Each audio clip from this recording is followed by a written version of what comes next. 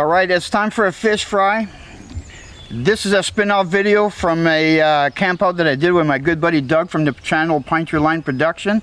And I thought I'd do a standalone video here on a fish fry. And what I'm going to do is I'm going to share with you a couple of tricks, couple of tips, kind of an old school method. I'm going to share that with you. I'm going to show you why this old school method should be revisited or relived. Now I got a bass. I got one, that's one bass. That bass was 18 plus inches. Got two huge steaks out of it, plenty for Doug and I. And Doug was gracious enough to agree to eat my cooking, and he's gonna elaborate on how it tastes later. Nice guy, right? That's what friends are for. And the flavor today, I'm gonna be using this guy right here. He is Outdoor Flavors, and roasted garlic, butter, and chives is the flavor. So that's going to be my fish crisp. And the secret here is what's in this container right here. And I'm going to share that as we go along. First thing I need to do is I'm going to cut up my fish in smaller pieces so it's more manageable.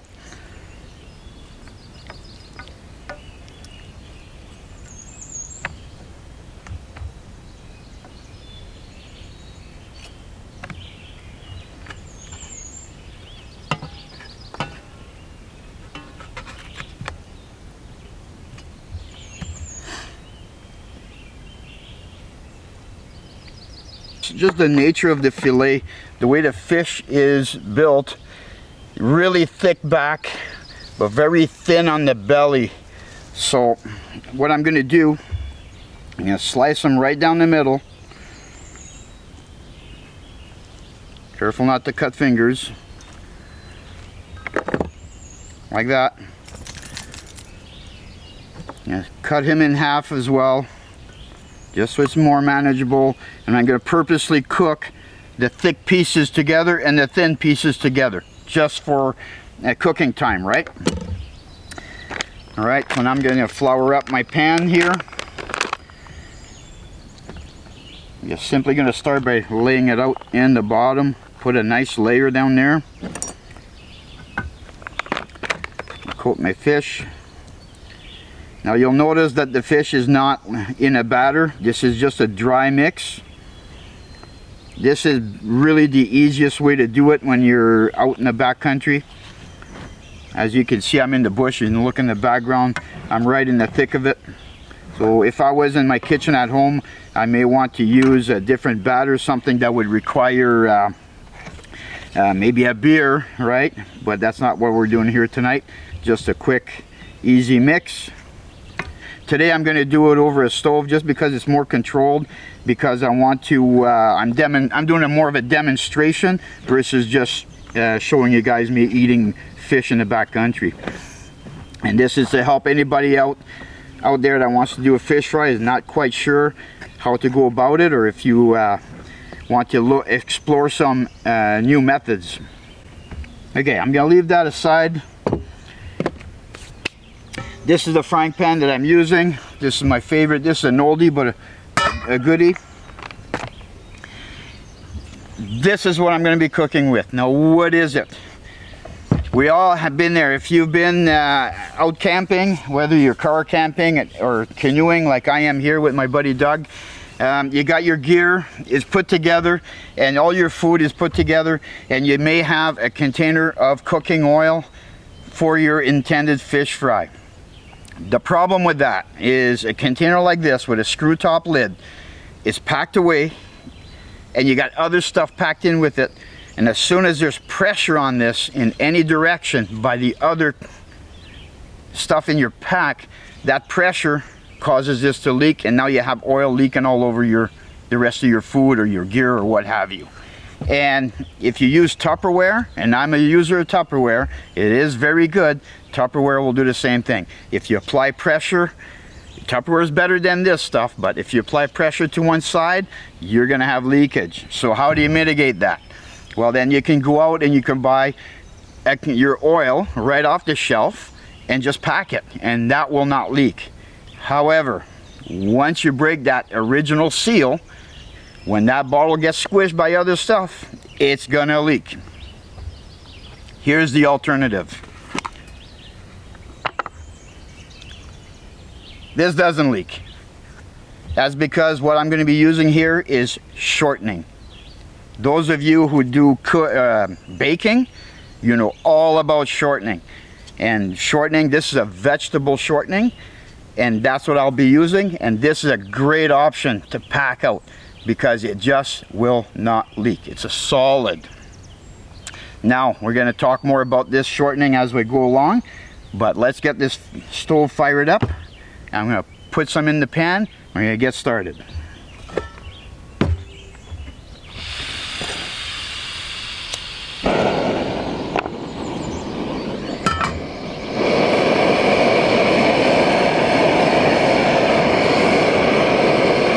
Now, I want to be generous with this. Big blob. Now, you'll notice right away the shortening starts to melt, and the shortening has a lower melting point than other things like lard. And I'm going to say lard because originally shortening, when it came out, when it was produced, it basically replaced lard. People used lard, kitchens all had lard, and people transitioned from lard to shortening. Now, you see how I'm already all liquid state. I'm going to let it sit here. I want to see a very slight bubbling of boiling, similar to cooking oil. But you have to be careful with shortening, or not careful, but be mindful. Shortening has a lower flash point than cooking oil. Now, what gives it away for me right now? I'm seeing smoke. I'm going to reduce my heat. I see smoke coming up off the pan, and I put my fish in just a little bit, and I get good boiling coming. I got a good reaction coming off of that fish, so I know that my oil, because this is a vegetable shortening, so it's an oil now, is at a right temperature to start cooking. Now, as I stated earlier, I'm going to start with the thinner pieces.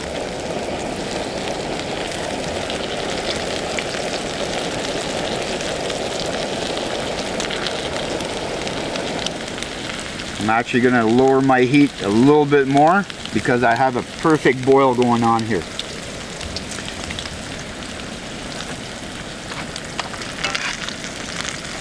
Now, what I'm going to do is I'm going to ask for my assistant Doug to grab some, can you grab some boughs? Yeah, the cedar boughs. Grab a handful. We're going to put it on the table. You'll see what I'm going to do with the cedar boughs. Very simple. You'll find out shortly.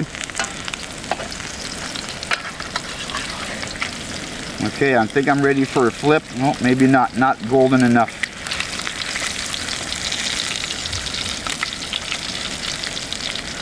And you'll see the cooking process exactly the same as regular cooking oil.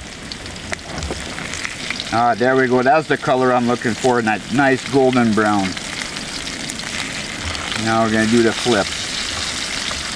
You can put it right on the table on my left side, please, Doug.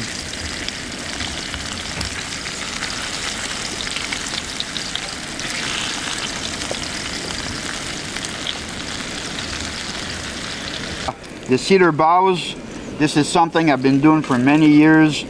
I just like to use them just to drain off the excess fat from my fish. And you'll just let it sit on the boughs, and that oil will drip right through, and now you have a drier fish. It's a good way to mitigate not having paper towels. We'll put another little blob of shortening in here. Let's turn up the heat a little bit. So our next pieces are the thicker pieces, so I want to put a little bit more oil so the fish is a little bit more submerged in that oil.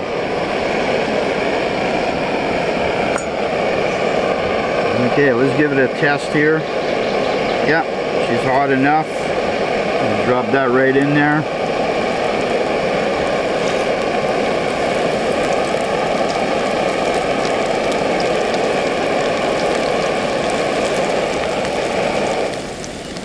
Turn my temperature back down.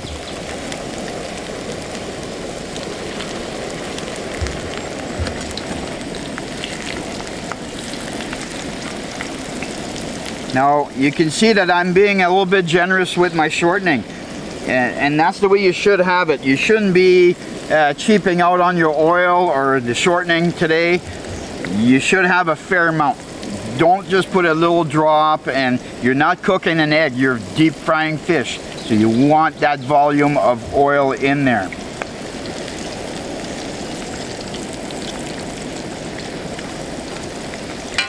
All right, this is going to take a few minutes. I'm going to shut it all down. I'll bring it back on when it's time to take it out of the pan, because you get the gist of what's going to happen here. I'm just going to cook it till it's golden brown. I'm going to flip it, continue to cook it. So the next time you see me, this will be plated, and we're going to try it out and find out, see what outdoor flavors it tastes good or not. I already know what it tastes like.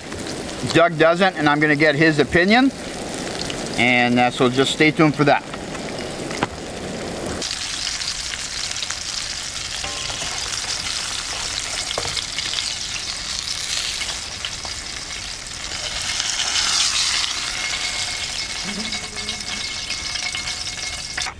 Mountain House mac and cheese with smallmouth bass. Fish tasting time, Doug. All right. I need your honest opinion.